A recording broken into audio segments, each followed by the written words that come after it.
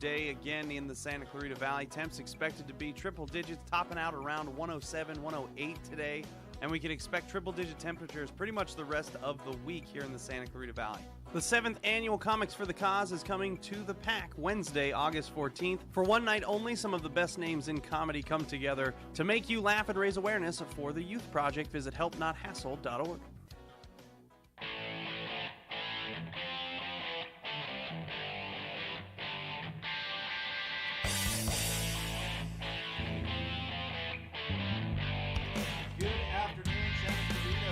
Jesus Henao of Loyola Commercial, and welcome to the Commercial Hour.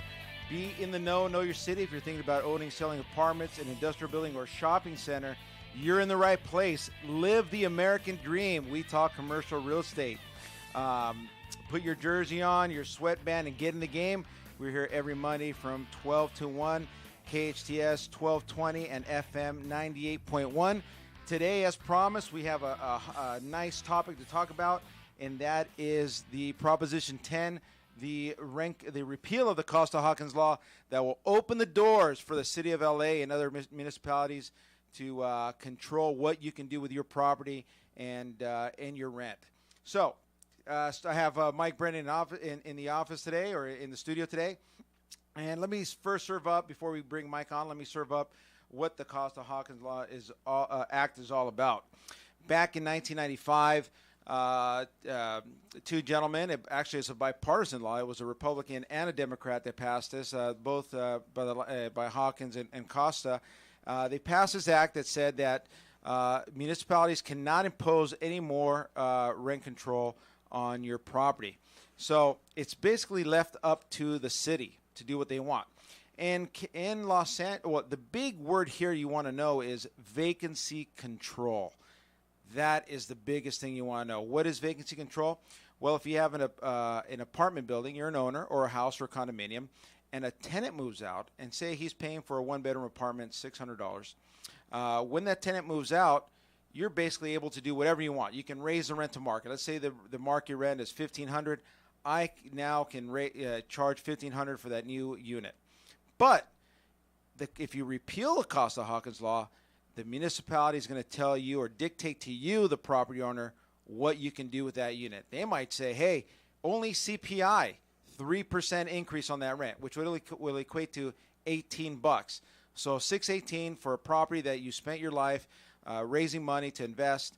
You're going to be dictated to what you can do with that unit. So by repealing the Costa-Hawkins Act, that's what you're opening the door to.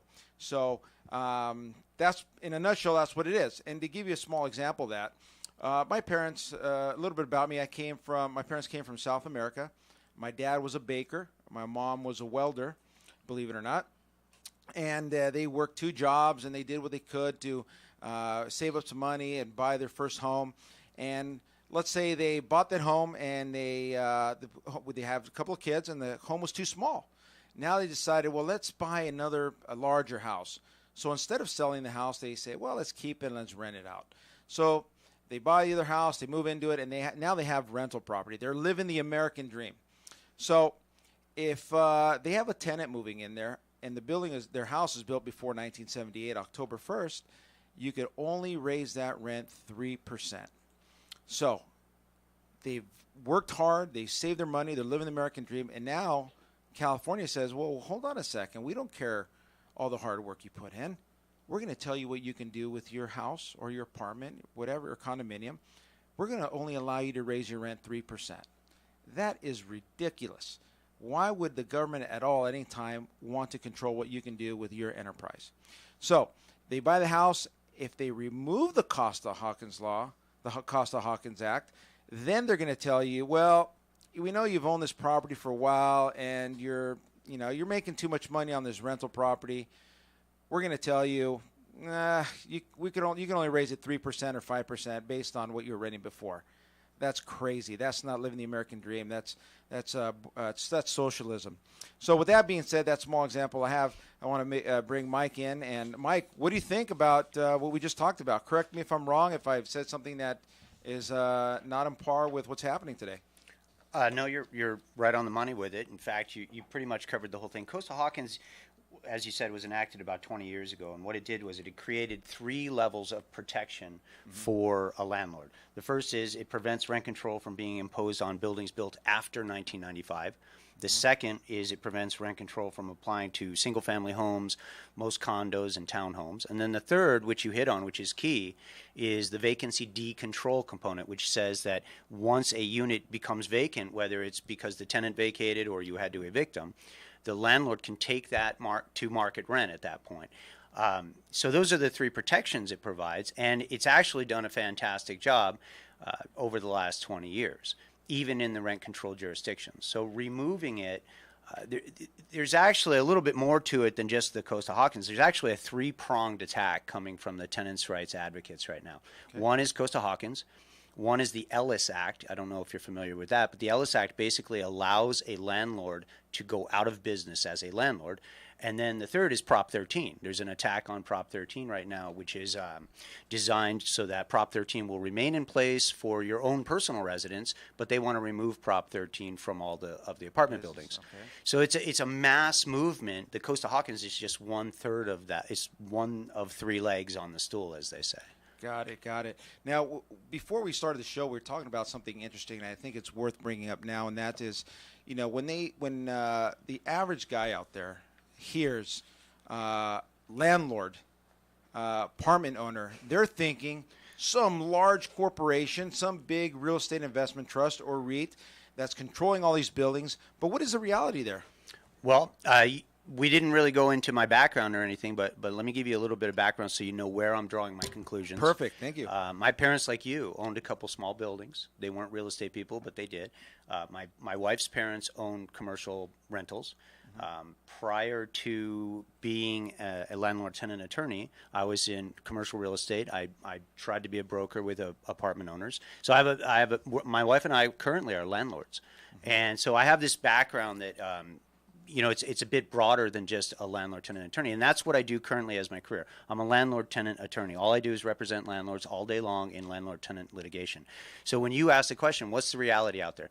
The reality is Los Angeles alone has in excess of 50,000 distinct apartment parcel numbers, APNs as we call them.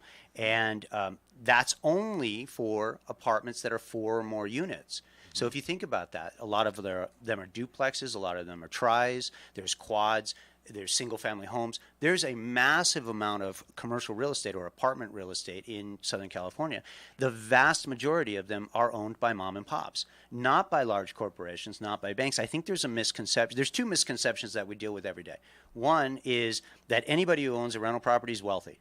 I can tell you right now, most of my clients who are mom and pops, they miss 3-4 months of rental payment. They're going into foreclosure. Sure. And that's why they stress out about these evictions. The other misconception is that when you see a property and it happens to be owned, for example, by an LLC, Rose Apartments LLC, for example, everybody thinks, oh, that's a big company that owns that. No, it's a mom and pop who put the property into an LLC and they're trying to pass it along to their children. Absolutely. And the reason why, just to deviate a little bit on the LLC, why people put LLC properties in LLCs and not in their personal name is to avoid litigation. So if somebody falls and hurts themselves, they look at the owner and say, oh, Jack and Jane own that building. Hey, it looks like they own 2 more. Let's sue them and go after everything. The limited liability just limits their liability to 1 apartment, 1 building, 1 commercial property. Exactly. So that's important to understand that people, when they see the LLC, they think, oh, it's a big corporation. It's really not.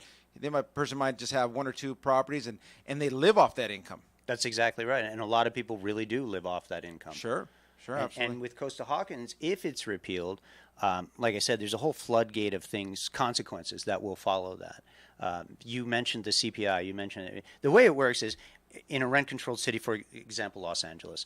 Los Angeles says, okay, we will allow you to raise the rent each year based on some index. They use the CPI, for example. What people don't understand about the CPI that's used is 2 of the biggest components of our daily life's expenses are cut out of that CPI, fuel and housing. So you get an artificially low CPI of 3% over the last decade, 3%, 3%, 3%. If you look at a real inflation rate, which includes fuel, housing, food, you get an inflation rate that's somewhere between, depending on what website you're looking at, 9% inflation and 15 at the high end. Sure. So if you just do some real basic math on that, you've got a 3% rent increase you're allowed to have, but you've got 9% inflation. Let's take the low end of that stuff. You're in the hole 6% every single year. And you forgot one thing to mention. But before we get that, once again, this is the commercial hour with Jesus Henao, Loyola Commercial. The other part I was going to mention is you're not talking about what if the plumbing goes bad? Exactly. What if the roof goes bad? You have to change the windows. The tenant comes in, and it's not their home, so they're going to beat the hell out of that unit. So there goes the paint, carpet, toilet, shower. I mean, those are, I think, just to renovate a unit today, that's what I do on a daily basis. I talk to a lot of clients, and I ask them, hey, what does it cost to make that unit rent ready? The first thing they say is, well, it depends on what shape it's in. Right. Okay? So on the low end, I'm talking bare minimum, so product, $8,000 a unit, easily. That's on my the low end. clients are right in line with that. They save roughly 10 grand. Yeah, give 8 to or take. 10 grand, I was going to say. But low end, the guy didn't tear it up too bad. You need to put paint, carpet, and everything. 8 grand, 8 to 10 grand, easily. So even though you have the inflation we talked about, you're in the whole 6%. You're not talking about the renovation costs, plumbing. I mean, when you have to change the whole plumbing, if it's an old building, galvanized plumbing, that's going to cost you an arm and a leg. And then the other part is we haven't even touched about the garbage rates going up. The city of LA just enacted like a monopoly on trash disposal. So your cost just went up. Water, power, you name it. So you're in the hole a lot. Well, and candidly, you left out one other aspect of it that's just as important as those two. You're talking about a rehab after a tenant vacates. I'm talking about day-to-day maintenance. That's just day-to-day maintenance alone. If inflation's at 9% and you're only allowed to increase at 3% every year, you've got that 6% in the hole. And that's exactly the consequences of rent control in any city. You can look up, you can do a Google search for the consequences of rent control. The most famous example I'm aware of is Boston. Boston implemented rent control, and what happened? Rents skyrocketed. The housing became very scarce, and that's why rents skyrocket. The housing went into disrepair because the landlords sit there saying, I can't make the necessary repairs because I'm not getting enough rent. And the cities will always come back and say, well, we have something called a just and reasonable profit where you can fill out some paperwork and then come in and we'll adjust your rent accordingly. And or pass it off to the tenants, which right, never exactly, happens. which doesn't happen. I've represented my clients in front of Los Angeles. First of all, every rent control board, it's absolutely mind-numbing to think that they never put landlords on those rent control boards. Sure. They put people who they own their own house, but they don't own rental property. And what happens is you go through the hoops and then they deny it and say, well, we think you're already making a just and reasonable profit. So just because they have it on the books doesn't mean they'll grant it to anybody. Well, it's interesting you say that. Who is the government to dictate how much you can make and not make? Well, don't get me started on that topic. You used the word socialism a few minutes ago, and that you and I can talk about all day long because that's really what this boils down to. Yeah. Is a socialist, progressive, social justice agenda coming out of Sacramento. And all the laws are being changed to facilitate it. So yeah, let's talk a little bit about that. It's very interesting. So right now, California has a budget surplus. I believe it's because we have the highest state tax rate at 13.3% and a sales tax of 7.25%, and our property tax is around 1%, depending if you have special assessments, voted indebtedness, et cetera, et cetera. So at the end of the day, you're looking at, what does that come out to? Almost, 25% in taxes here in California, 13% being the highest. For what? For what exactly? Where's that money going? You want my opinion, or do you want? Please give me your opinion, then we'll talk a little bit more about that. My opinion is a large portion of it is going to the social justice causes that we just spoke about. You've got California, the state itself came out and said, hey, we're a sanctuary state. You've got the city of Los Angeles came out and said, hey, we're a sanctuary city. Let me just explain to you how that plays out in the landlord-tenant world. There's a program that was implemented in 2007, I believe it was signed by Schwarzenegger. It was drafted by his father-in-law, Sergeant Schreiber, who has always been a social warrior attorney. that it really kicked in 2011, 2013, 2015, and it's called the Shriver Project. Anybody who owns property in California needs to understand what the Shriver Project is. Not every county gets the funds from Shriver, but Los Angeles is one of the counties that does. Okay. The county of Los Angeles, at last time I checked, which was 2 years ago, receives at least $9 million a year from the state. Really, it's from the landlords, because the writ fees and the sheriff fees went up to pay for this, and the filing fees went up. And what they did was they implemented this program that says in the county of Los Angeles, any tenant who is being evicted by their landlord, not only do they get a letter from the court that says, hey, your landlord's evicting you, on that letter are several telephone numbers to tenants' rights attorneys firms that operate for free. So the landlord is actually funding the tenants' rights attorneys when we have to evict them. And what that translates into is longer cases, extremely expensive evictions. I had an eviction within the last 6 months. We won, unanimous verdict, for a gang member that we were evicting because the court ordered us to. The cost on that eviction was $53,000 as a result of the Shriver Project attorneys. So you have companies called Eviction Defense Network, BASTA, Public Counsel, Legal Aid. They all receive all of these funds, and this is where our money is going. We're going to fund these social justice programs. So very interesting. Now let's turn the corner here a little bit. I hear this a lot on the left. You hear this from the liberals. There's not enough housing. They're not building enough. They're right. Okay. Why? Now, but they have the money. We have a budget surplus. Right. We're not building enough because there's no incentive right now. And especially in Los Angeles, right? If you were a developer and you were told, hey, if you develop these properties, you've got to include rent control. You've got to include low and ultra low income housing in it. It eats up your money. So there is housing out there, but there is if you want a surplus of housing, enact rent control, repeal Costa-Hawkins. Did I say a surplus? I meant scarcity. I apologize. Yeah. If you want a scarcity of housing, repeal Costa-Hawkins and watch what happens. There's another thing. We had last night. We were on the show here, and we had a developer on, ironically, and we talked about the fees incurred to build. The state of California, or Los Angeles County itself, it has some onerous fees just to build. So last night we were discussing that in Santa Clarita, to build a 60-unit apartment building, the fees at the city are $40,000 per unit before you even break ground. Wow. Okay, I'm not sure what city of LA is, but I could assume it's up there. I would imagine. I would assume it's up there. So $40,000 a door. How do you recoup that if you can't raise rents more than 3% per year? And who's going to develop it like that? Right. And we haven't even talked about diving into the process involved in getting the permit to get you to build, and going to city council, county, to get those approvals. Right, which they don't want to do. And again, it goes back. There's a much bigger picture to all of this stuff, but this is probably not the proper forum for it. We've got timing issues. Sure. There's a much bigger picture.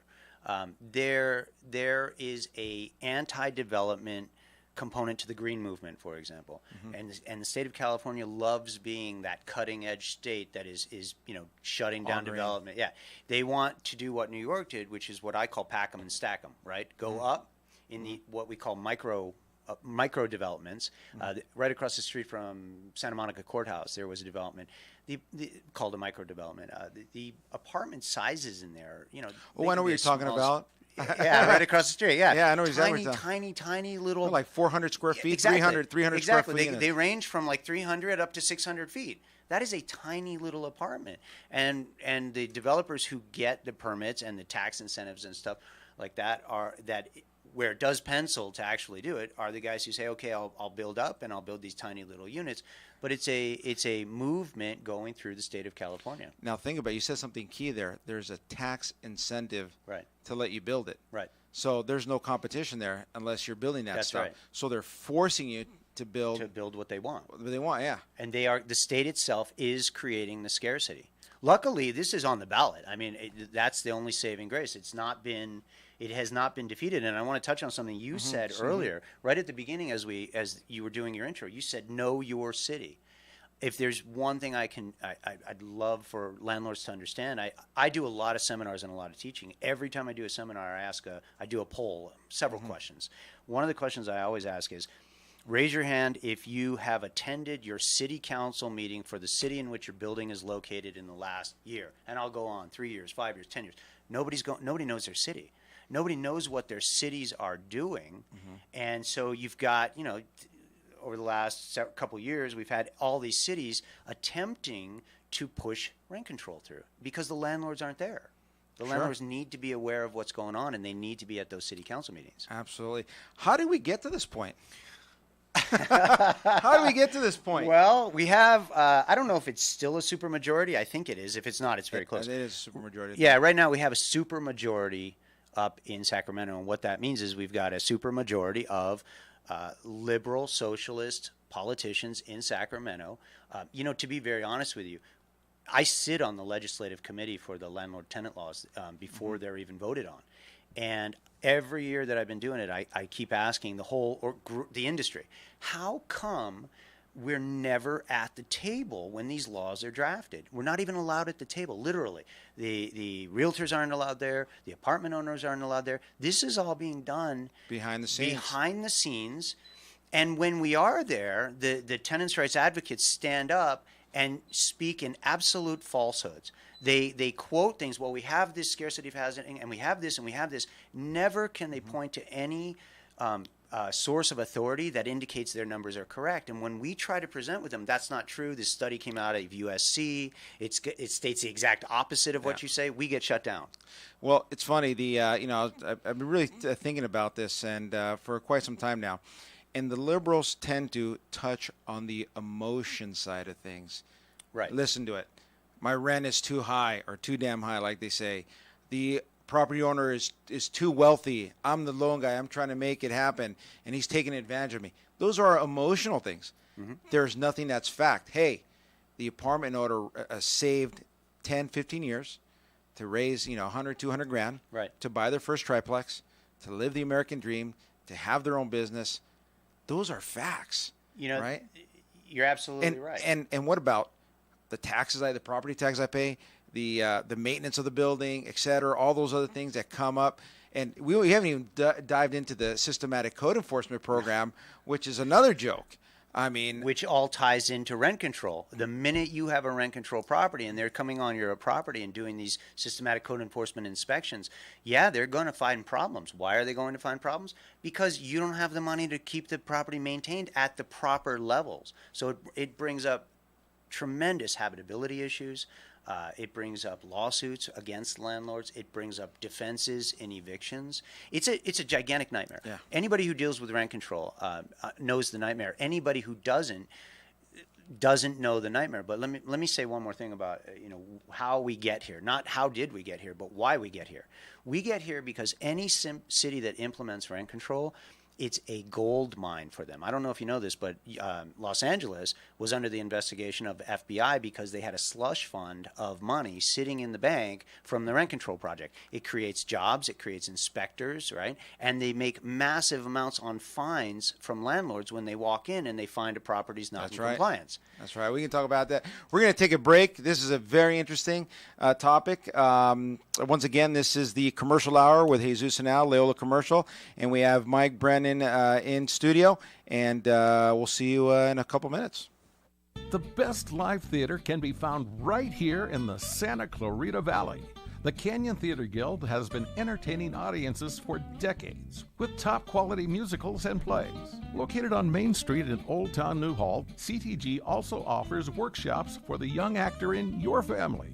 For more information, call the box office at 799-2702 or go online to canyontheater.org.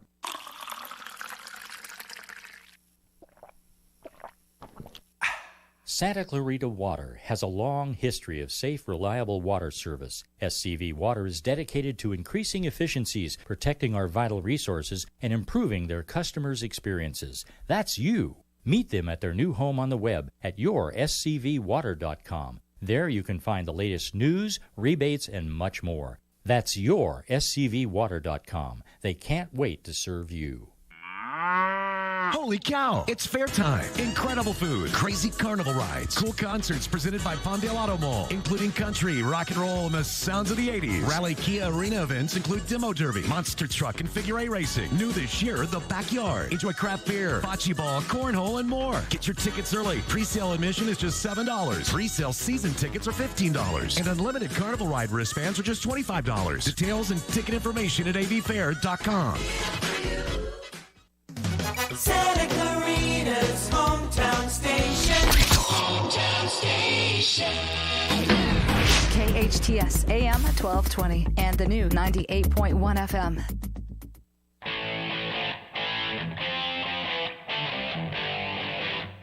Welcome back. Once again, this is Jesus Henao of Little Commercial, and this is the commercial hour here at the hometown station, 1220 AM, 98.1 FM. And we have on the line with us Dante Acosta, 38th Assemblyman District here in California. Dante, you there? I'm here. Fantastic. Thank you for coming on. Just a little bit of background on Dante. He served as a mayor pro tem of Santa Clarita City Council in the private sector. He's a general sales manager of a car dealership and a number of senior leadership positions in the finance industry. And he volunteers on a lot of charities. He attended California State Northridge and the University of Phoenix. He supports a group that I'm very fond of, and that's the veterans. I'm a Marine myself and served active duty 4 years. And, in your son, he was an Army specialist. He was passed away in the war in Afghanistan. And, look, we'd like to thank you for your son for his service. And, thank you for coming on. You bet. Thanks, Jesus. So we're talking this afternoon, the Costa-Hawkins Act and the movement to repeal it and rent control. What is being done in Sacramento now about affordable rents? Well, I think some of the policy prescriptions that are being done are exact opposite of what should be done, and that's the fact that lacking in supply is one of your primary drivers to higher rents. I mean, if you've got 10 people chasing 4 houses or 6 apartments, you're obviously going to be bidding up the cost of that. And everything we're doing in Sacramento and the majority party, the Democrats, are doing is actually pushing it in the other direction. And we've had some great policy prescriptions on the Republican side. As a matter of fact, we pushed very hard for CEQA reform. That's the California Environmental Quality Act. In order to alleviate some of the supply issues, you need to build more housing. But everything that's happening in California today is pushing us away from building more housing. That's the frivolous lawsuits and, all of the different impediments to building. And it seems like because we live in Santa Clarita, there's a lot going on. That's because we have land and we have a lot of projects that have been entitled. But if you look out throughout the state, whether it's NIMBYism on one hand, people saying don't build it in my backyard, or it's the fact that it is very expensive and also very time-consuming to get our environmental documents, which are important, get those through the process. We just have a significant, underserving of our housing needs in California. Now, you said something very interesting that sounds total opposite to the problem. You said we need more housing, but we can't get it done.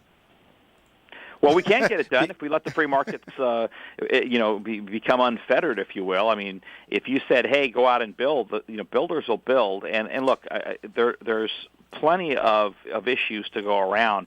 But when you come in as a government and you say that, for example, in January of 2020, every new house in California is now required, by the way, by fiat, by a bureaucracy, not by the legislature. The state of California is now mandating that every house be equipped with solar. Now, that sounds like a great idea, but when you look at the cost being between $10,000 and $30,000, depending on who you listen to, let's just take 10 as the low point. That's $10,000 additional that every single new young couple or people moving to California or wanting to trade up are going to have to spend for the cost of their new house. You multiply that. And you add to that all of the other, things that are required, and they sound great. And by the way, and many times they are great. But we have a glut, by the way, of solar power during the day in California that we have to offload into states like Arizona. We don't have a way to store it. So one of the issues that we're looking at is the fact that we can get these things done if we let the markets just be unfettered and we let them go. Now, I'm not saying we reduce one environmental regulation in California. I think we can still have our tight environmental regulations. I very much want to make sure that we have clean air and clean water, and safe streets, and the pipes are done well, and people are having a safe environment to live in. However, when you look at the fact that there's a project over in Sand Canyon that was delayed because a three-person law firm out of San Bernardino came in at the 11th hour and sued the project, these frivolous lawsuits on environmental grounds are what's holding up projects and driving up the cost. That case, by the way, you would think they settled for $150,000. $148,000 of it should go to the environment, right? That's not what happened. Only $50,000 went to the environment, and $100,000 went to the attorney's pockets. That's wrong. That's the kind of thing that we need to fix. And if we can just get both sides of the aisle and both parties to agree to that piece, we can do it. However, the trial lawyers in California will not let my Democrat colleagues, many of them, off the hook, and are going to continue to push that and promulgate that. So they and their union bosses are the ones that are an impediment to so much of this progress being done in California. It's funny you said that. I just closed escrow on a project about 4 months ago off of Pico up there next to Mentryville, and it was 240 acres, and we were in escrow 5 years, and about 2 years of that was in litigation for a spade-foot frog that the environmental impact report said doesn't exist there. And it delayed the project another 2 years and a lot of money. And same number, about $150,000 for the guy to walk away. And I think at the end of the day, it was just he wanted to pad his pocket. So I understand exactly what you're talking about. And as for solar, I have solar in my house. It goes about $35,000 to put up. But believe me, it was well worth it when my bill went from $900 in electricity to about $5 a month. Now, it's worth it there. But not everybody can do that. That's right. And take out a loan and everything else, and there's a lot of things involved with it. But you made the choice to do that, and that's the difference. In a free society, people should be making the choice to stay attached, to the grid permanently or have the option of going solar. We are rolling out solar, and solar advances in technology are happening on a daily basis. I was just using that as a for instance. Another thing that we have to do in California in order to reach a hurdle. So if you think you said $35,000, I use 10. Let's meet in the middle and say 20 then. Mm-hmm. If it's $20,000 added to the cost of a new home in California, that is additional cost and another hurdle for young people to overcome in the qualifying. You're in this industry. You understand for every dollar, every $10,000, it makes it that much more difficult for people to qualify for their loans and their financing. Here's a novel idea. Since there's a surplus in energy and we sell it, why don't we just give credits back to all the homeowners and apartment owners and electricity? Would that be too tough? Well, it wouldn't be. Some of that actually does happen, but we have such a glut of it right now until we deal with the storage issue. Completely different topic. We can talk about that. I'm vice chair of Natural Resources Committee. We deal with these issues all the time. We can have a long-form conversation about that. But we're talking about how to get more supply into the food chain for young people to be able to particularly be able to afford their first apartment, condominium, or small home as a starter home. That's where the challenge is. It's not millionaires that live within 2 or 3 miles of the coast. They don't have a problem. Not people that live in Beverly Hills. And frankly, it's not even people that live in some parts of our district that are doing very well. It's the average Joe and Jane who are having very, very tough time spending $1,900 for a one-bedroom apartment in Santa Clarita. And part of that issue is that there's a lack of supply. It's not greedy landlords necessarily, although there are some. It's the fact that we do not have enough supply. I mean, just take the average family of 3. You got mom and dad and 3 kids. Well, what happens when those 3 kids grow up? That's 3 new households that need to start. And if we only built 1 new home to those 3, you can see where we have the trouble. We have trouble there.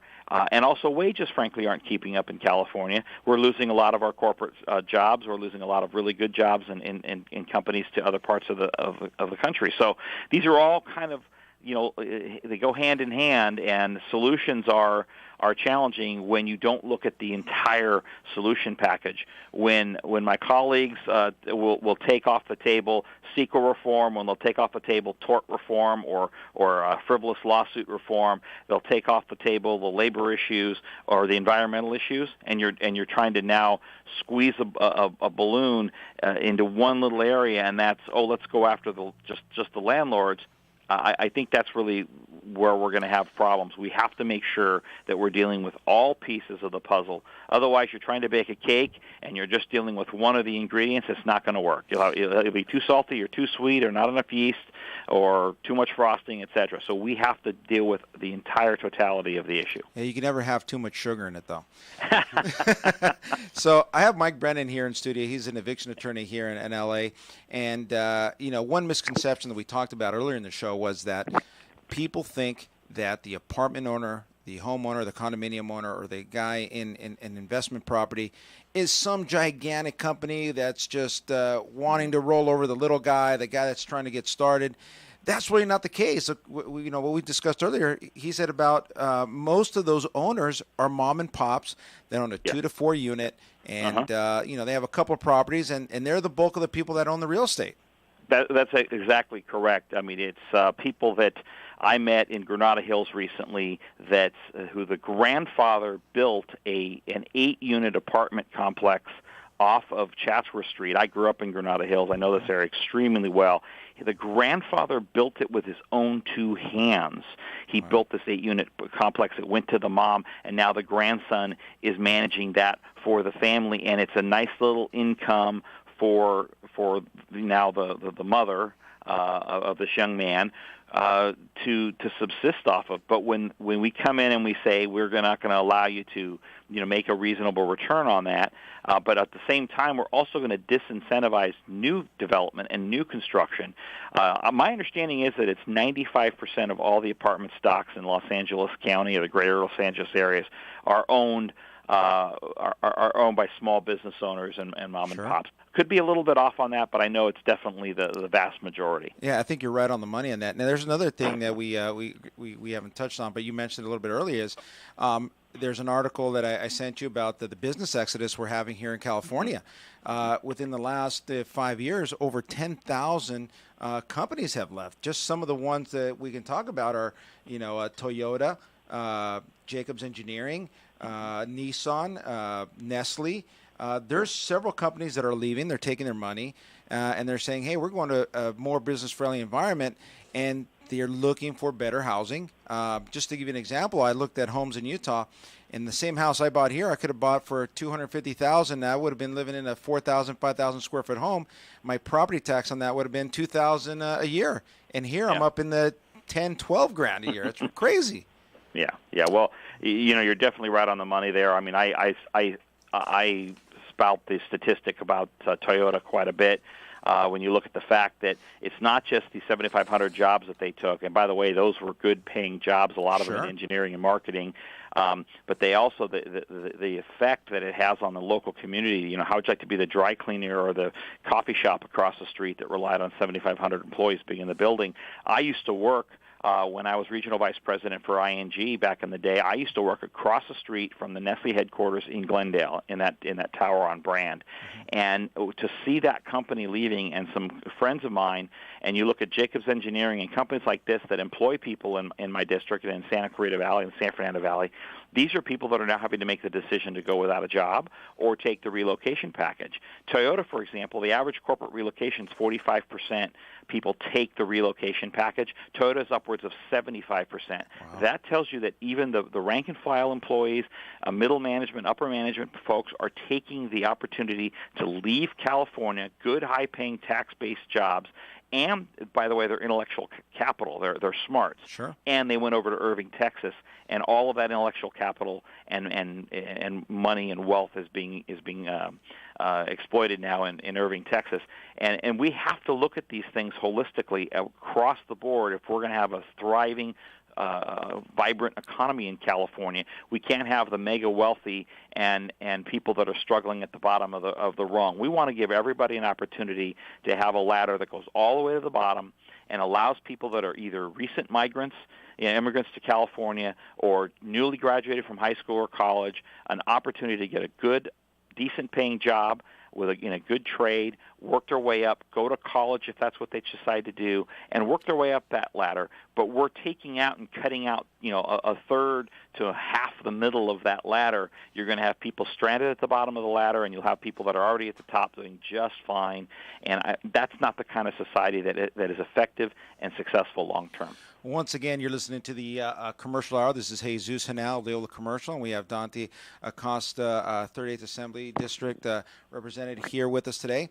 Let me ask you this question. If, and we hope it does not happen, if they repeal Acosta-Hawkins, what do you think that's going to happen to property values? Well, I think if you particularly look at commercial property values, they're going to be hit, or any rental income properties, they're going to be hit probably dramatically, because there's going to be an artificial ceiling on either the growth or the ability to be able to raise those rents. You're going to have a situation where you could have people that are, if you will, squatting is the wrong term, but you're squatting in a home for many, many, many years, not living in it. You're going to have the incentive or disincentive to maintain that property. So you're going to have properties that are going to fall into disrepair because they're not being maintained properly because the income won't be there, and you're going to disincentivize the building of new properties for that, like I said, that entry-level and mid-level market for people to be able to have a decent place to live. I think it would be a disaster for California and the investment in California in real estate, particularly apartment and condominium-type rental real estate. I think we're going to have a real problem if the repeal were to happen. Yeah, I have a client now that I'm working with. He has the same situation. Mom bought the apartment buildings. It's a 2 buildings, a 60-unit and a 22-unit in the Valley. He's looking at it, and he's telling his average rent for a 1-bedroom in the 60-unit is about $800. And he says, Jesus, I can't raise the rent, and my value is down. But I'm tired of the systematic code enforcement. I'm tired of the city telling me what to do with my building. I need to get out. So we're going to be putting his buildings on the market. And he said, I need out of California. I want my property in Texas, Idaho, Utah, Arizona, outside. I'm tired of management. I'm going to go to triple net properties, Walgreens, Save-Ons, etc. And I just want to live the cash flow. I want people to leave me alone. I don't want to deal with rental anymore because the city is on me and the tax is crazy. So what's happening on this particular property, the value, we valued it somewhere, his portfolio, somewhere around $15 million. The actual value, if the rents were at market, would be more like $25-30 million. So he's taking their, $10, $15 million haircut on something that his mom built that took a risk. It was an REO property they bought. They took the risk, they invested it, they put the money, they changed the plumbing, they redid the roofs, changed the windows. They did a lot of work in the building, but they will never be able to recuperate that money because the value is depressed. And I believe what will happen is you're going to have not only companies now leaving, there's an exodus, but you're going to have a lot of people leaving that apartment market, that industry, out, the mom and pops, and they're going to go elsewhere. And you're seeing it now. Well, I think you're exactly right on that. Anytime government comes in with an artificial ceiling to the ability for people to reach the American dream and realize the American dream, I think is really going to be detrimental to the overall health of California. I understand. I've been there. I understand the plight of people trying to get their first place in a decent neighborhood, a decent community. This is definitely not the answer. More supply, more responsible supply is the answer, and being able to make sure that people have the ability to manage their properties effectively and be able to have the necessary resources in order to do that. There are always bad actors. I'm sure someone will call in or email or text, post about, such and such and so. There are definitely the bad actors out there, but the vast majority of these folks are just trying to make a reasonable rate of return on their property. They want good tenants that are going to pay their rent on time, and we want people that are actually out there looking for an apartment to also have good law-abiding neighbors next to them in the apartment. That's just as important to the landlord as it is to the tenant, to have those good relationships, well-maintained property in a good neighborhood. And if we disincentivize that, we're really going to hurt the future vibrancy of California. Perfect. I'll leave you with this last question. can we really build affordable housing to accommodate everybody? Well, the last word, everybody. You're never going to be able to accommodate everyone. You're going to be able to accommodate, folks that are out there, working hard and being able to make a decent living in California. And until we deal with some of these structural and systemic issues that we have with, in California, to be able to get folks to be able to have a good wage and a good high-paying job, we're losing those middle-class jobs in manufacturing and other careers to other states.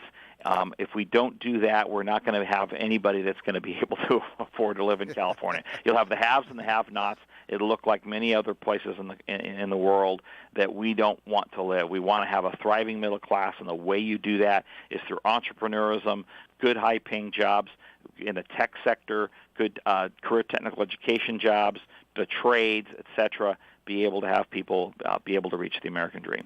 Fantastic. Thank you very much, Dante, for coming on. Once again, it's Dante Acosta, Assemblyman, 38th District.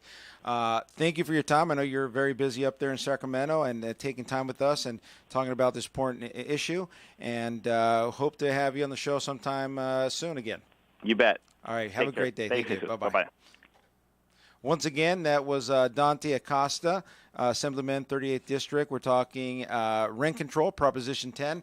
This is the commercial hour, Jesus Henao, Loyola Commercial, and we're off to a break.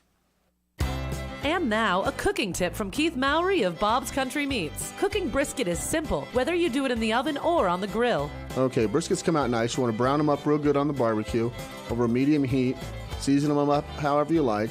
Wrap them in foil. Put them on the other side, go down to a low temperature, low heat, and let that go for about 2.5, 3 hours, just on low with the lid closed. For the tastiest brisket in town, visit Bob's Country Meats on Soledad in Canyon Country. Join City of Hope today in the fight against cancer. Make a difference by participating in City of Hope's Together for Hope, presented by Antelope Valley Hospital and High Desert Medical Group on Saturday, September 15th. Be a part of this inaugural event in partnership with City of Hope Antelope Valley and show your support toward groundbreaking research to treat and cure cancer. They welcome everyone to their 2K walk, 5K run in honor of the individuals in our lives affected by cancer. City of Hope, the miracle of science with soul. Join the movement today by registering at togetherforhope.org.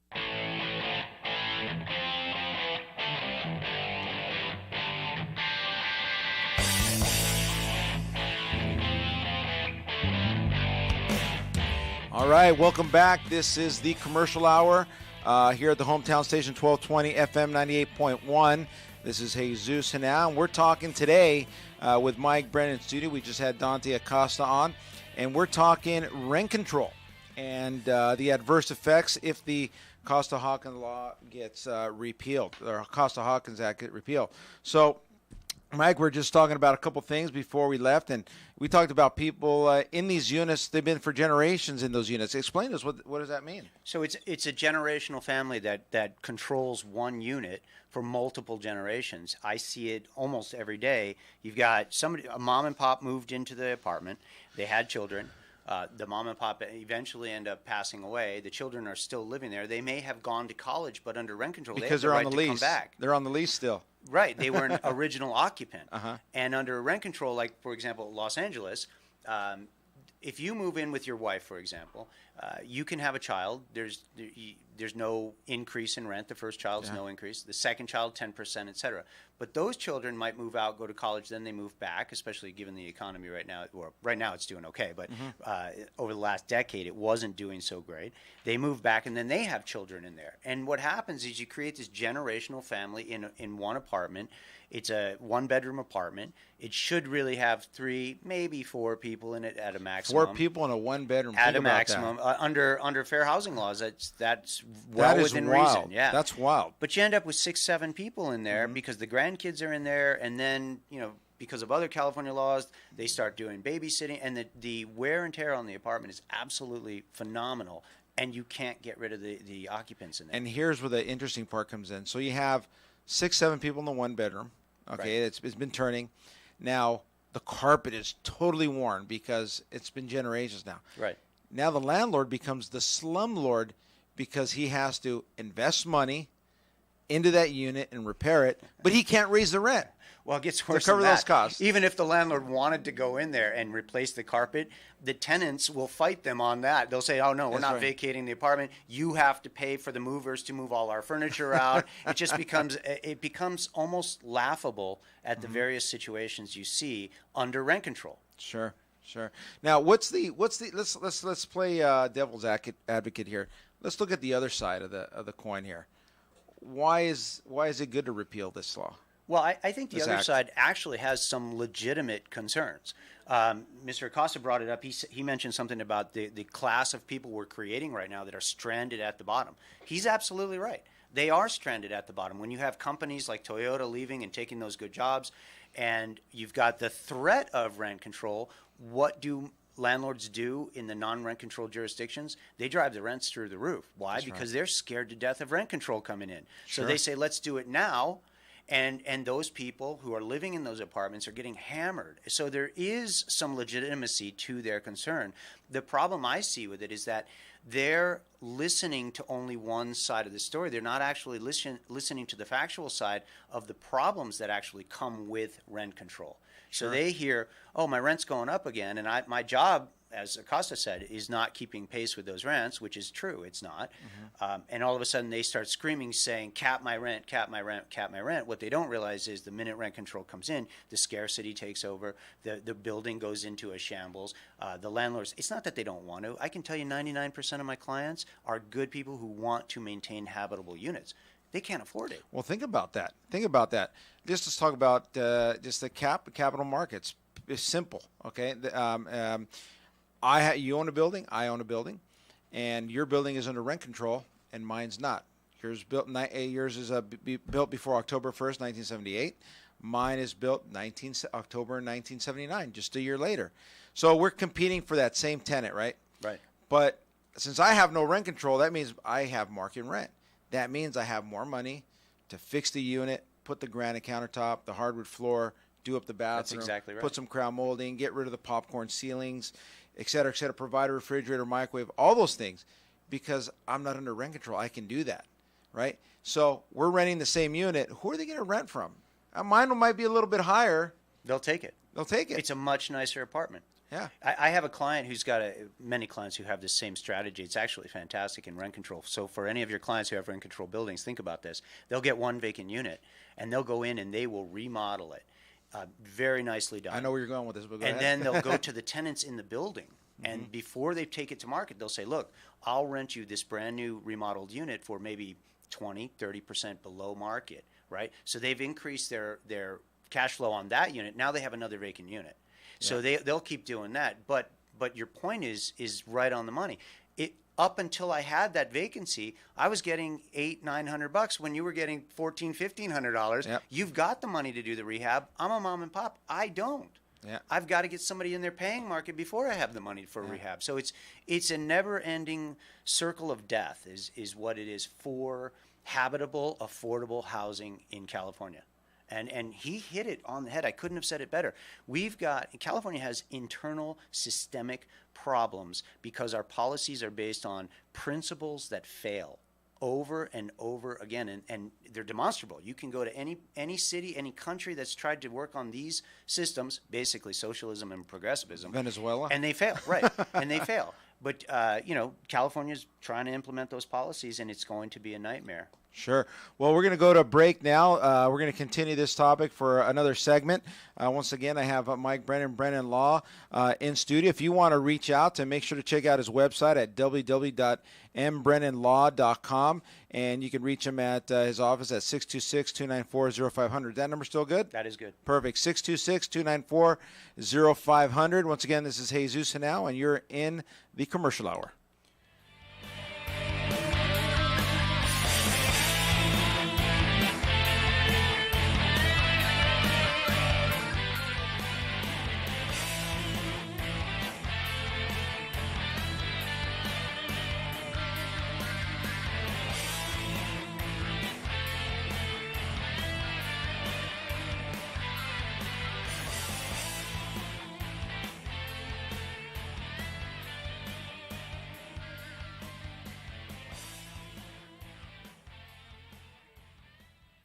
Your building sign is essential in getting customers to your location. Feathers can help get your business noticed. They walk you through each phase of your building sign project, providing special attention to detail and quality. Feathers will give you a sign you can be proud of. Your building sign will draw customers in instead of having them drive by. Feathers on Soledad in Canyon Country, across from the Edwards Theater. Or go to feathersphoto.com. That's feathersphoto.com. Finding the right lawyer can be a challenge, but in Santa Clarita, there's no need to search when there's Hacker Law Group, Santa Clarita's premier litigation firm. Jeffrey Hacker has represented celebrities, financial institutions, accident victims, real estate developers, realtors, contractors, businesses, nonprofit organizations, and other individuals and companies with their legal challenges. Mr. Hacker is one of Santa Clarita's leaders, consistently listed as one of our most influential. When everything is on the line and you need legal counseling, visit hackerlawgroup.com. KHTS, AM 1220 and 98.1 FM Santa Clarita. It's 1 o'clock. Time for national news on KHTS. Gates testifies, Chicago reels. I'm Mike Moss.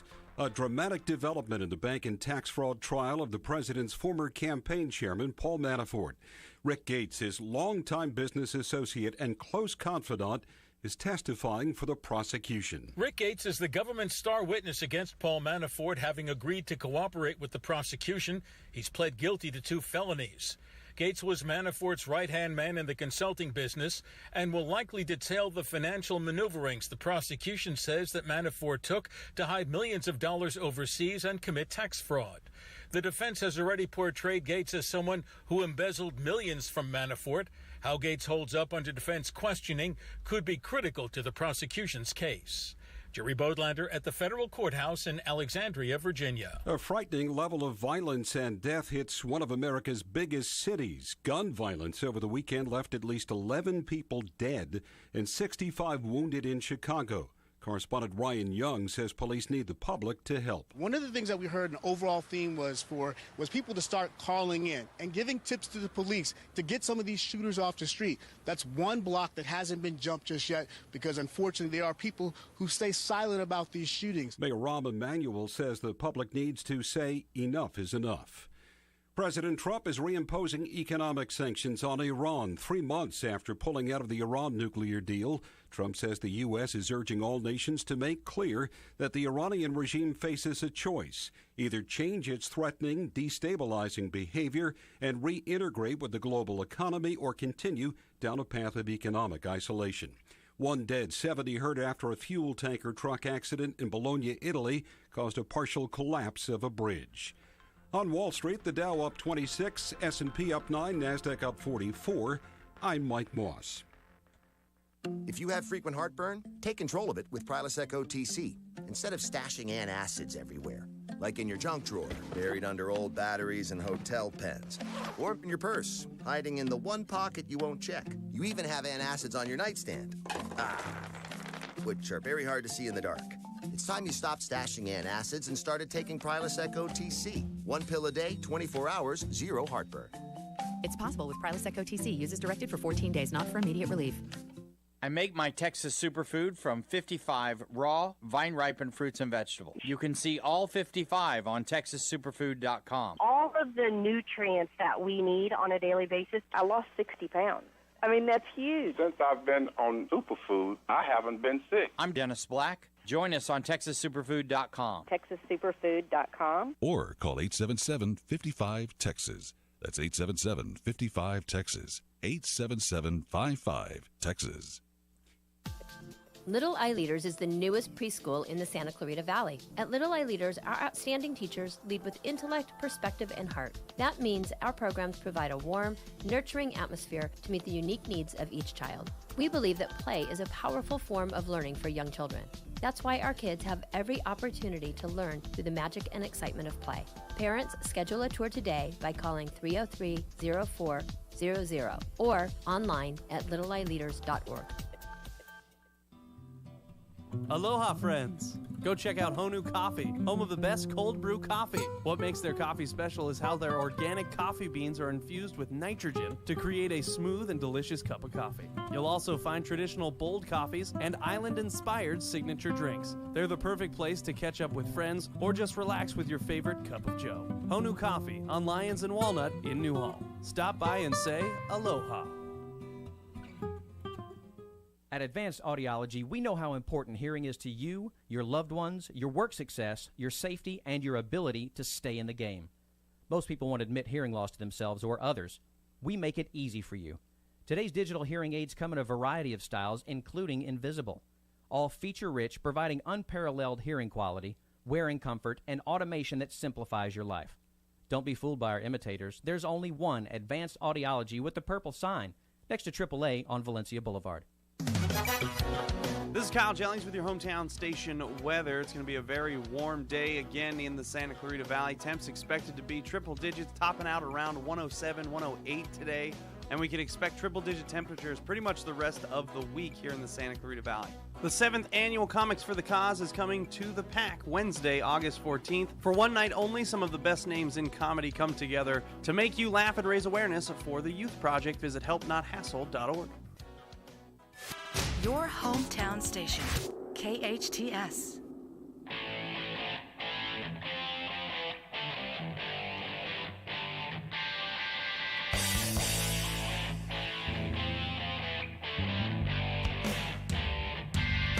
All right, we are back once again. This is the commercial hour. This is Jesus Henao, Loyola Commercial.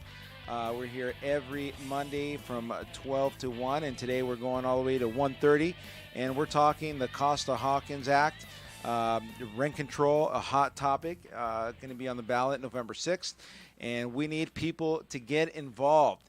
If you like the government to tell you what to do, and you like socialism, you like to like that lifestyle, we will put a little kitty together, raise some money, and send you to Venezuela and see how you like it there. So we're back here with Mike Brennan, and we're just talking about getting involved. How can we get involved? Well, the first thing I'd like to point out is I talk to a lot of landlords who are paranoid about this situation, and they almost have a defeated attitude because they've seen for the last decade the anti-landlord laws, and they basically have said to me, Mike, we think it's over. I don't think so. The first thing I want the landlords to understand is this can be beaten. I won't go into specific names, but an individual pointed out to me the numbers. He said if each landlord would donate $100 to the appropriate organization with 50,000 plus different parcels out there, we would hands down have the money to defeat this. And I agree with that as well. So who should you be contacting? There's two specific organizations that all landlords should be involved with. They're both apartment owner associations. One, I would tell you, get involved with your local apartment owners association. So for example, if you were in Long Beach, it'd be, Southern Cities. If you were in San Gabriel Valley, it'd be the Foothill Apartment Association. Get involved with your local because the locals contribute to PACs, and they are involved with bigger organizations such as CalRHA, California Rental Housing Association. Those organizations are involved with even bigger players like California Association of Realtors or the National Housing Association. The bigger players are looking for those donations to pull a fund together to go up there and fight it. The second organization I would tell you to get involved with is AOA. The Apartment Owners Association. Tremendous bang for the buck there. I think it's $89 a year to be a member, no matter how many units you own, and the amount of education that comes out of that organization is absolutely phenomenal. And he has a lot of seminars too, right? Yeah, exactly. That's what I mean. The education that the landlords get from that organization alone is phenomenal. But there are organizations, I mentioned one, CalRHA. If you have any questions about who you should be donating your $100 to, call my office, talk to me directly. I'll put you in touch with the people from the larger organizations so that you can start donating your money appropriately. The key, like I said before, that I want landlords to understand is this: we can beat this. We can really beat this if we get behind each other. And one other key to beating this is there's a double edge to this, what I'm about to say. There's two sides to this story. Some people don't want to educate the tenants. I've talked to my own clients who, when I've told them, hey, go talk to the tenants and explain to them the downside to this, they say, why would I raise this issue to the tenants and make them aware so they can go out and vote in November? That's one side of that, and that's possibly true. The other side is if you get educated yourself and you go to your tenants with the materials, with the study from Boston that I brought up before, that how rent control negatively impacts their lives, and give them real life examples that they can look up on themselves. Educate the tenants so that they will vote no on it. And it can be done. We just defeated, I was talking to you about this before. In the last 18 months, every single California city that attempted to implement rent control lost, including most recently Long Beach. Yeah. Long Beach was the result of a single owner named Joni Weir, who almost single-handedly fought and took this down. And how did she do it? By educating a lot of the tenants on, hey, this is a bad idea for you. This is going to result in a scarcity of housing, higher rents, and gentrification. And even the tenants started to come around to it. So it's not over by a long shot. They can also hop over to Santa Monica. Oh, Where exactly. a one bedroom is probably up at $2,500 to $3,000. And Santa Monica has something interesting called MAR, Maximum Adjustable Rate, which is a form of vacancy control, because they tell you after you have a vacancy what you can raise your rent to, whereas in Los Angeles you can raise it to whatever market will handle. Yeah. So even with the vacancy control, you're exactly right. For a one-bedroom unit, you're pushing $2,000 and above. Easily. And don't get close to the beach, then it's going to go even higher. Right, exactly. And we're not, by the way, we're not talking about a 2,000 square foot apartment with amenities, pool, fitness center. We're talking a duplex, triplex, fourplex that is maybe, 600 square feet? 600 to 1,000 square feet. Yeah, exactly. At $2,000 to $3,000. Right. And that's what rent control created for Santa Monica. Exactly. Well, that's what all these internal policies that are completely misguided are creating.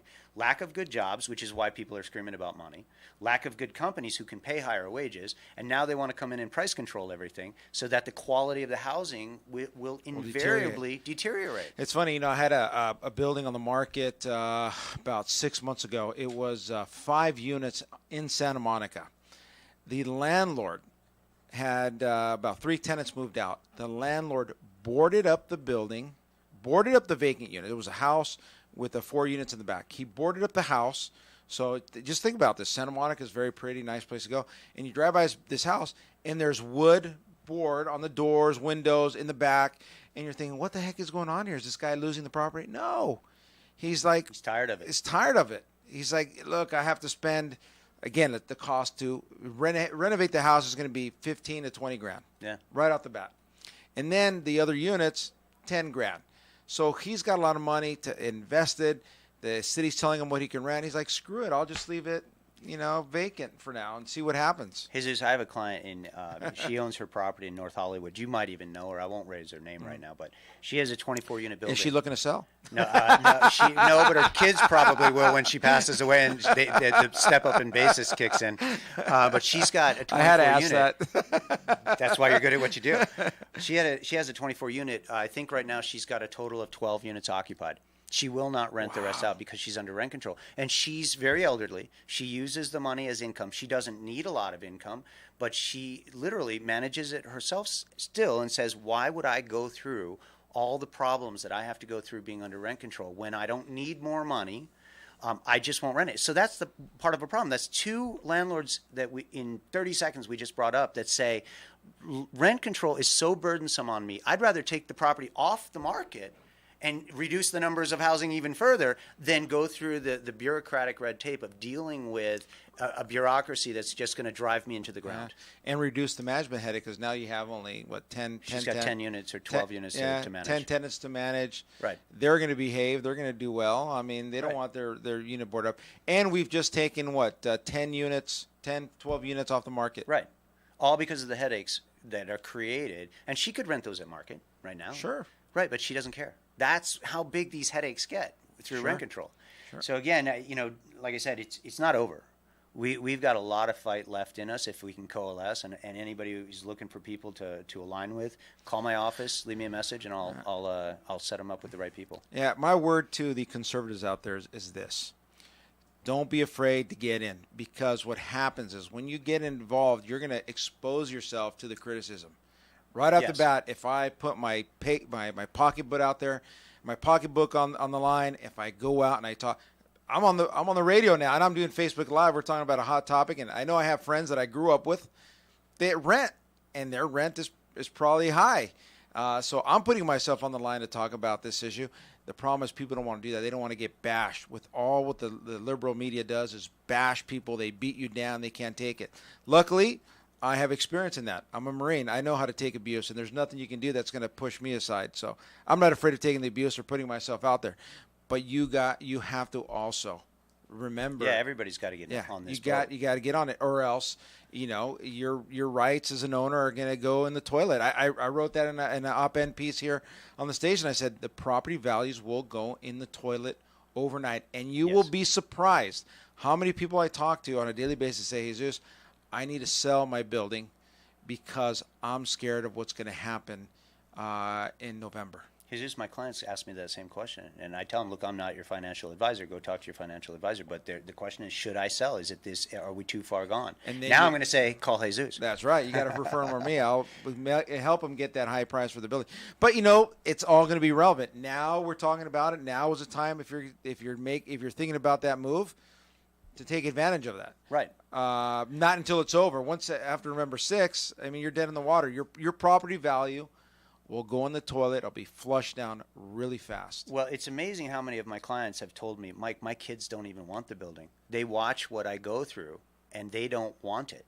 So when I die, I know they're going to sell that property. So, and it's sad because you said it before. My parents were the same way. They worked hard and really sacrificed big portions of their life to buy these couple buildings, Sure. And then they look up and they go, I worked so hard to sacrifice. I bought the buildings. I've put my lifeblood into them over the past 2 decades, 3 decades, and now my kids don't even want it. I might as well just sell it and get out of here. Yeah. So one thing also that people don't think about is, look, I promote real estate investment. I think it's a great alternative way to make money, to be financially independent. And I think we're scaring some people about getting into it.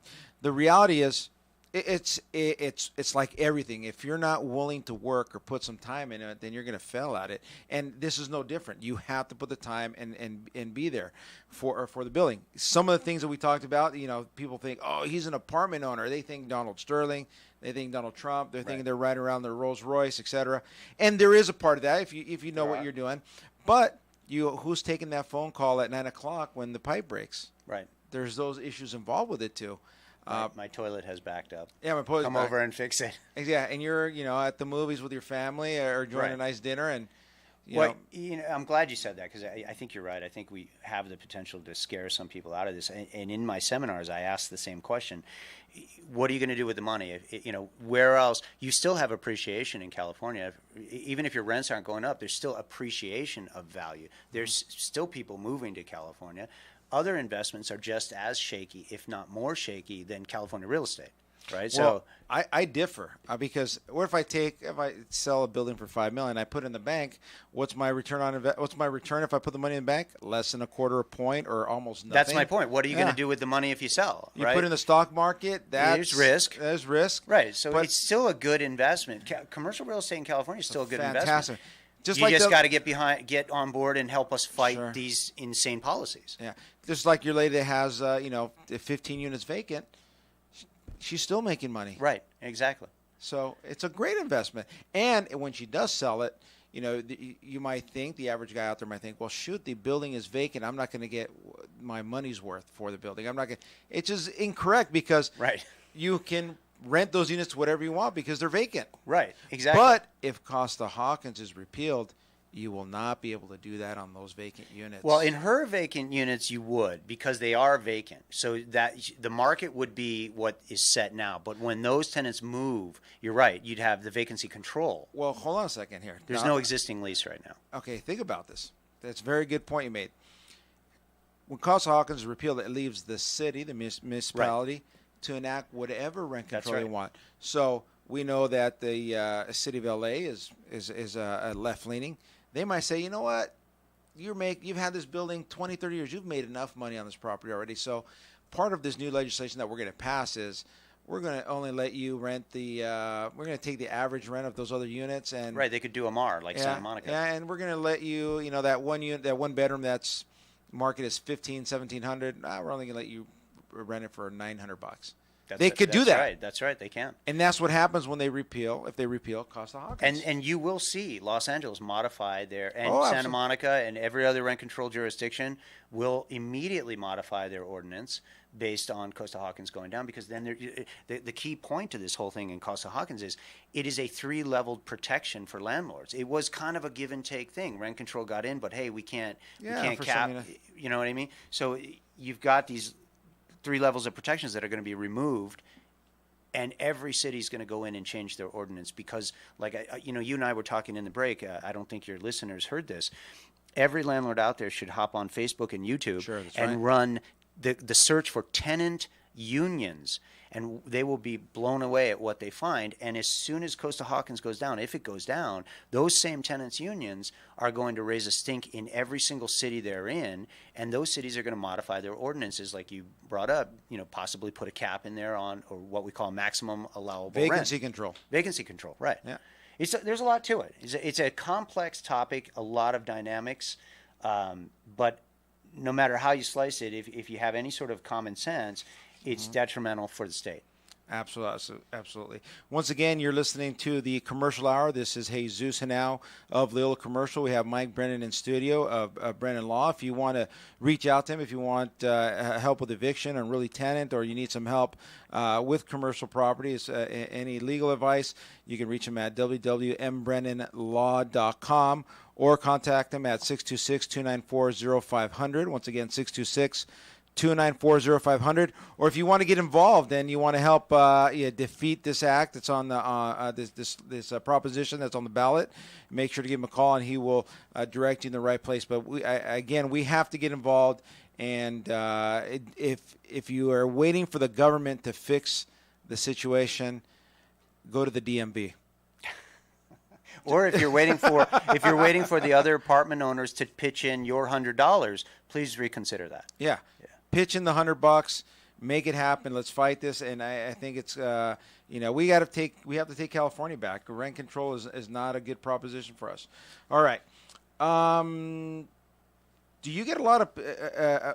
Let's talk a little bit about the AOA.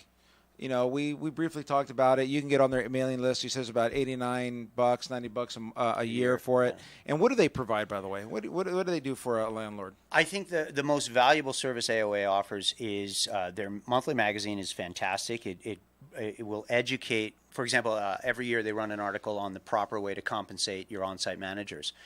I have a lot of clients who have been sued hundreds of thousands of dollars in claims for lost wages because they were paying their manager incorrectly, right? So the magazine itself goes to professionals and they write articles. So it's the educational component in my opinion.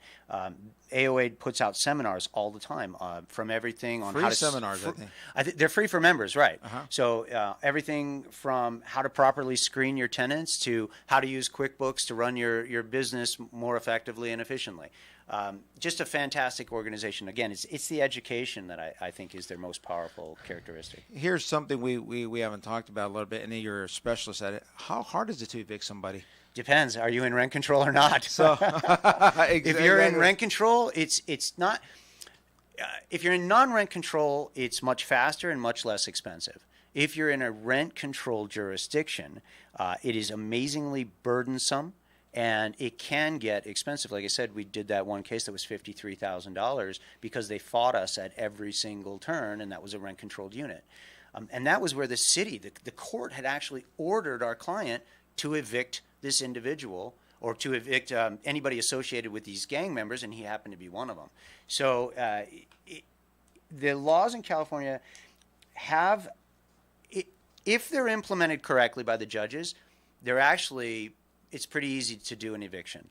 In Los Angeles, though, Los Angeles, as I said before, has come out and announced we are a sanctuary city, so they have taken a position, and the Los Angeles court system, they took it down, but they used to have it up on their website, that they have partnered with, for example, the Shriver Project, to change their policies and procedures, and every time they do that, all it does is drag out the eviction, and they have an unwritten policy that is very tenant-friendly. So is the tenant paying rent when you process the eviction? Absolutely not. In fact, if you take rent from a tenant while you're in the middle of an eviction, you just lost your whole case. You just blew your whole eviction. You can't accept a penny from that tenant unless it's part of a settlement agreement. So he gets to live there for free. Correct. And he gets a free attorney. That you paid for as the landlord. Yeah, it's unbelievable. With the Shriver. Right, with Shriver Project. And would we say 2 to 3 months? Okay, so an uncontested case is going to run you, which means they never filed an answer. They're not fighting you. That's going to run anywhere from on the low end 45 days to high end maybe 65 days. Depends on the sheriff. The sheriff is in large part in control of the timing, because once you get your writ and your judgment and it goes to the sheriff, it's up to them, and they constantly talk about how backlogged they are. If it's a contested case, it depends on how hard they want to fight. You're looking at the average hold on a contested second. case. It's pretty simple. The way I see it is, did you pay your rent or did you not pay your rent? But you're not the judge sitting on the bench, nor are you 12 jurors. And where do they pull the jury pool from? From around the courthouse, right? So it depends on which courthouse you're having your trial in. If you're in Torrance, for example, highly conservative area, we get great jury trial verdicts out of Torrance. If you're in downtown LA, the jury pool is from downtown LA. So what are those? Are they owners or tenants? They're tenants. So they're very sympathetic to those tenants. Pasadena's got a pretty good record. West Covina, pretty good record. Compton, a little bit iffy. Downtown LA, Van Nuys, more tenant friendly. Now, there was a while back, I remember we did an eviction about maybe a year and a half ago, and they were sending all the evictions from the Valley to Santa Monica. What was the story with that? So what happens is really they go to downtown first, because downtown is what we call central. So if you cannot settle your case and you have to actually have the trial, first you'll get sent to Central, which is downtown. From there, downtown will have to locate a courthouse and a courtroom for you, and then you'll be sent out to that courthouse. So that adds at least another day and a half to the trial process. And at that point, when you're doing a jury trial, you're not on flat fees anymore. You're on $350 to $400 an hour. So you're looking at $2,400 a day, and the court's methods are just creating this amazing backlog, and then, like you pointed out, then you get hopped around to different courtrooms while they find you a courtroom to take your case. Wow. And they've come right out. Downtown LA put out an order. I think it's the 4th order now that they've put out, where they said they actually demand now that the landlord's attorney reach out to the tenants as soon as the case is filed and try to settle. They said, don't quote me on the number here, it's either between 75 or 95%. They want a 95% settlement rate.